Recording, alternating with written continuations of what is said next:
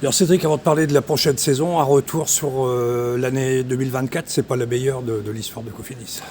Non, c'est vrai qu'on est déçu des résultats obtenus en 2024.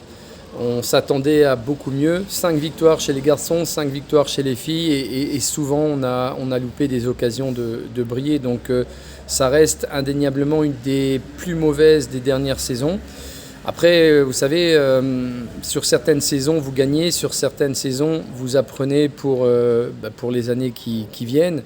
Je pense que 2024 aura été une année où on a beaucoup appris. Le cyclisme évolue. Il fallait aussi pour nous ouvrir une nouvelle page. Je pense qu'avec pas mal de coureurs, on était arrivé au bout d'une histoire. Et donc, on a pris ce parti de renouveler et de repartir avec une nouvelle équipe. Alors justement, on ne va pas rentrer au détail coureur par coureur, que ce soit au niveau des départs ou des arrivées, mais quelles ont été les grandes lignes de ce recrutement, je dirais, de ce mercato? Les grandes lignes, d'abord, ça a été d'avoir un vrai leader capable de briller sur les courses d'une journée. Et là, on a eu l'opportunité d'enrôler Alex Armbourou, le champion d'Espagne actuel. Et je pense qu'avec Alex Armbourou, on peut vraiment briller sur les courses d'une journée. Quelle qu'elle soit, que ce soit Milan-San Remo, que ce soit la classique d'Hambourg, mais aussi aller gagner une étape sur les routes du Tour de France. Alex est un coureur capable de rentrer dans les 20 meilleurs coureurs mondiaux. Et pour nous, c'était vraiment important d'avoir cette dynamique d'un coureur capable de gagner.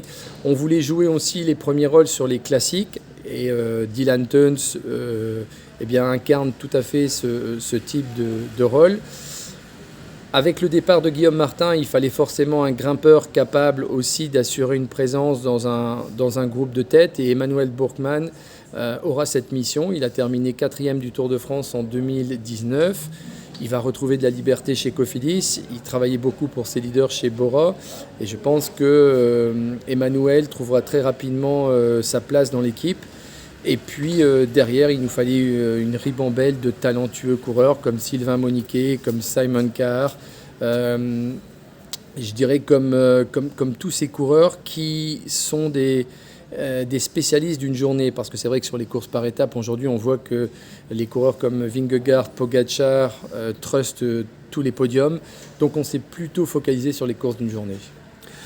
D'autant plus que c'était un peu Guillaume Martin, c'était Guillaume Martin, votre leader pour les courses par étapes, donc effectivement c'était un élément supplémentaire dans votre réflexion. Absolument, je pense que Guillaume nous a donné plein de satisfactions, mais force est de constater que sa valeur commençait quand même à baisser. On voyait qu'il avait plus de mal cette année à rivaliser avec les meilleurs coureurs de son registre, puisqu'il joue quand même dans un registre qui est très difficile face à Pogacar, Vingegaard, je le répète. Donc je pense qu'il fallait tourner la page, ne pas s'obstiner à essayer de se battre pour une 15e ou 17e place. Et donc en renouvelant quasiment 50% de l'effectif, on repart avec une nouvelle équipe, nouveau maillot, vraiment sans penser à 2024 en réalité. On veut que 2024 soit derrière nous et qu'on n'en parle plus. Alors, vous avez beaucoup forcément d'objectifs sur une saison qui est toujours très chargée. Je suppose que le Tour de France vient un peu en tête parce que ça part de Lille cette année. Enfin, l'année prochaine plutôt.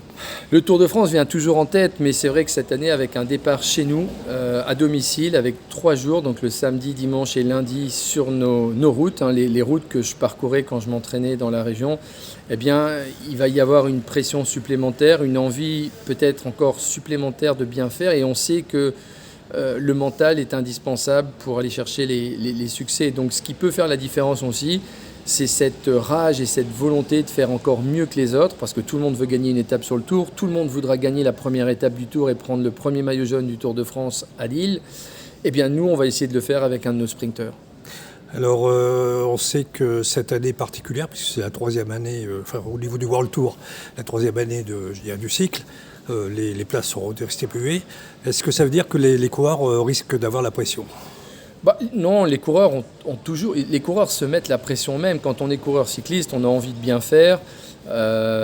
Personnellement, quand j'étais au départ des 4 jours de Dunkerque, j'avais pas besoin d'un directeur sportif pour mettre la pression. Je me mettais la pression naturellement. Je voulais essayer de gagner. Je pense que ce qu'on veut, c'est ne pas rentrer dans un système de comptabilité de points. Parce que quand on est sur un système de comptabilité de points, on ne court plus de la même façon, on court pour grappiller des points à gauche, à droite. Ce que j'ai envie, c'est de voir une équipe qui prend du plaisir à courir ensemble, qui se lance dans des coups, qui joue la victoire d'étapes, de certaines courses par étapes, qui joue la victoire sur des classiques. À partir du moment où vous faites ce type de résultat, les points arrivent naturellement et vous n'avez pas besoin de les compter le dimanche soir.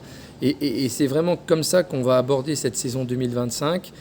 On est toujours dans une position favorable puisqu'on est 18e équipe mondiale à très peu de points de la 17e place.